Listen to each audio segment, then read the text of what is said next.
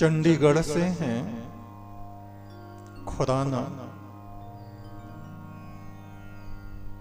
सोहित खुराना चंडीगढ़ से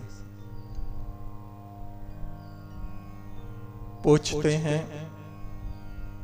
गुरुदेव मैं सोचता था इस कलिकाल में ईश्वर का दर्शन असंभव है। ईश्वर साक्षात्कार तो केवल सतयुग में होता था, किंतु मैंने आपके वचनों को सुना। टीवी चैनल में आपने बताया गुरु नानक देव कलयुग में ही प्रकट हुए थे और वो निरंकार के दरबार में गए थे।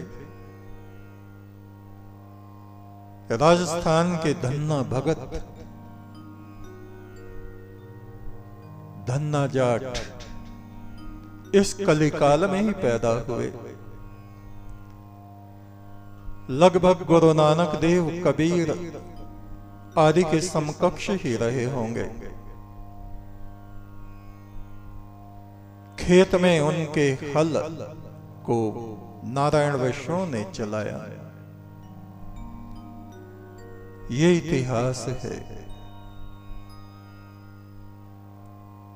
और आपने अपने बारे में भी बताया कि आपको 19 वर्ष की अवस्था में मृत्यु के देवता यम परलोक में ले गए थे। कई बार मैंने सुना है आपकी वाणी को, एक बार थोड़ा सा आप बताएं कि परलोक में किस तरह से आपने उस अविनाशी पुरुष परमात्मा को देखा।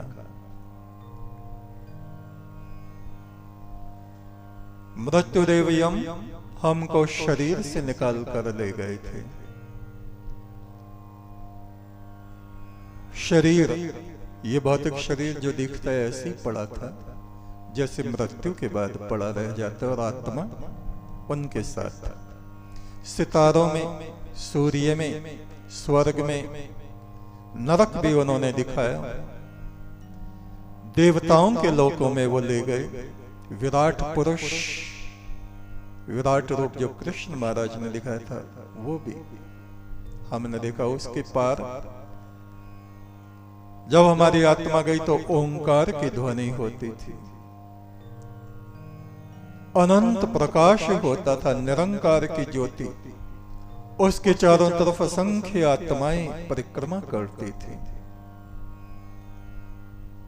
और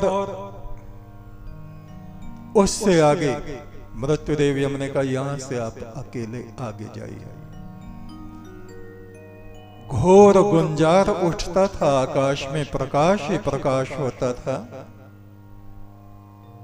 उस प्रकाश में हमने एक सूरत को देखा जिसका वर्णन वेदों में हिरण्य गर्भ पुरुष के रूप में आता है। हिरण्य स्वर्ण, सुनहरा, सुनहरा प्रकाश, और उस प्रकाश में ही वो सुनहरा पुरुष, उसके वस्त्र, उसके नेत्र, सब कुछ एक ही तत्व के। और उसकी आवाज को भी हमने सुना। कहा, मैं ही ईश्वर हूं। प्रकाश के पर्दे उसके मुख पर पड़ते थे, उतरते थे, पड़ते थे, उतरते थे। इस तरह से हमने उसको देखा और सुना। कहा, मृत्युलोक में पृथ्वी पर वापस जाकर लोगों को बताओ कि वे पुण्य कर्म करें, सत्कर्म करें, परम ब्रह्म की आराधना करें।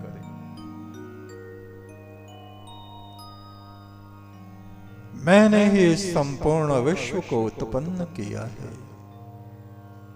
मेरे ही छोटे छोटे प्रकाश कण सब में समाये हुए हैं। ऐसा हमने उस समय में देखा था और आज भी हमें उसका स्मरण है। बस आज इतना है, एक तू सच्चा, तेरा नाम सच्चा।